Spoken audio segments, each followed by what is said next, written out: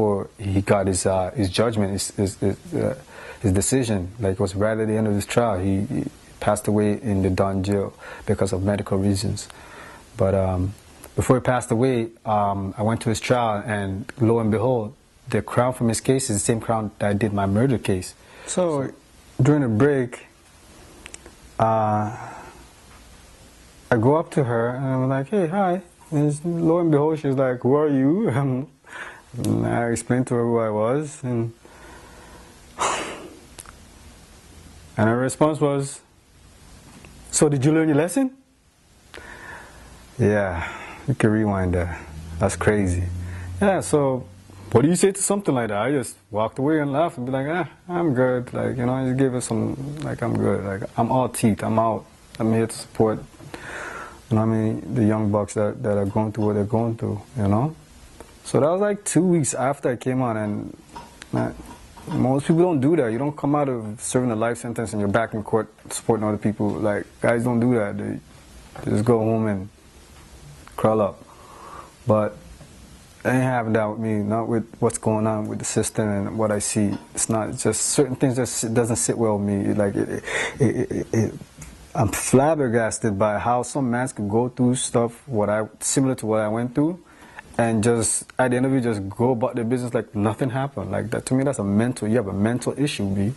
You have a mental issue if you could go through an ordeal and sit down and act like nothing happened without addressing it and finding out why it happened and helping others from not going down the same path. You have a mental issue and you're part of the problem. You know what I'm saying? So I don't know what's wrong with some man who just come out and just crawl up and don't do nothing, inactive, or there's some dumb stuff. You know what I mean? Wise up and fix up. But anyways, back to me and the youths. So, you know, like I said, 2 weeks, me being out, I'm there supporting these kids, you know. So, oh yeah, but the crown's name is Rita Zaid. That's the name of the crown. Her name is Rita Zaid. Look her up, you know. So, fast forward to about a year after I got out, you know, one of the things I got into while I was incarcerated was physical fitness. I got into working out, and it really helped. I found that it really helps with your sanity, you know, especially in being in a place, being incarcerated. And I also know that it helps out here. So in and out, you need to maintain your sanity. So I was going to the gym, and this particular gym that I was going to is like a few blocks from where my murder case happened, where I live, where I grew up, all this stuff. So really and truly, this is my area, you know what I mean? So here I am in the gym. It was Good Friday. I remember this day clearly. It was Good Friday, and 11.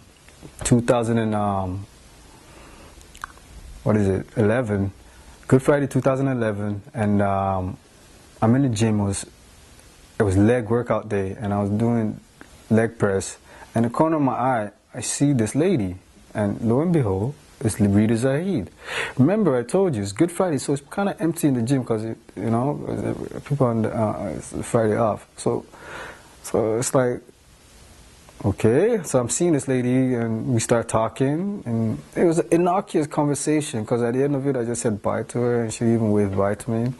But the gist of the conversation was just her. I felt like it was her just trying to make me feel bad about, I don't know what she was trying to do, but she kept on emphasizing about how hard it is for people. It was nonsense. It was just nonsense. Like, the conversation was nonsense. And in retrospect, it was a sting operation. It was a setup, because I can't call it for not what it is, because 2 days later, there was a warrant for my arrest.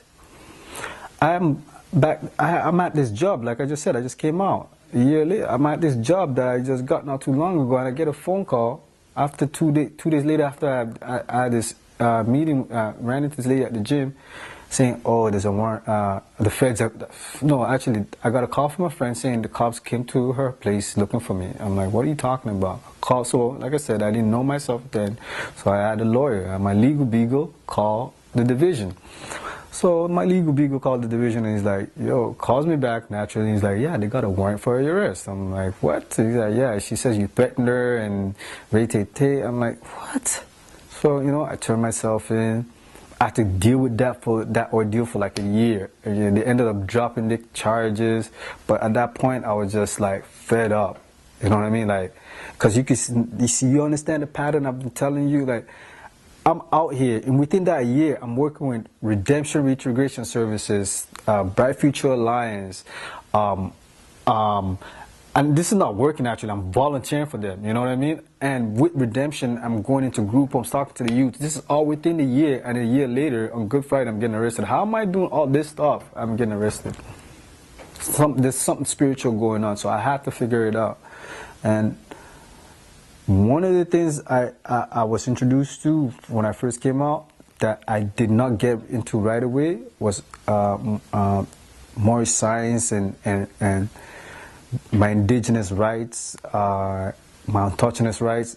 So it talks about, we get into metaphysics a lot. So I got to learn a lot about myself, you know what I mean? And how to conduct myself on this plane.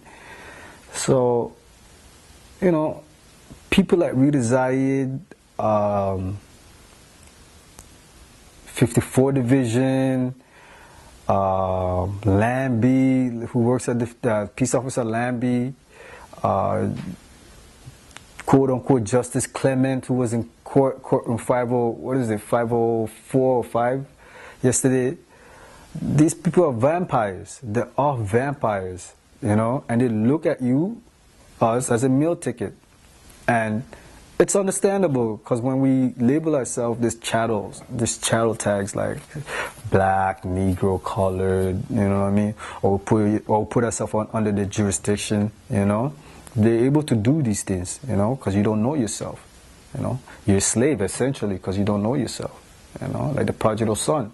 That's essentially what most people are. They're like the prodigal son. You guys need to find your way home, and until you find your way home, you're going to suffer, and it's that simple. Meanwhile, your siblings, some of your siblings are living in mansions because they found their way home. You guys will continue to suffer. Oh yeah, don't worry. You guys want to believe in that fake money that you have and you're stacking? What doesn't exist, fam. None of it exists. Okay?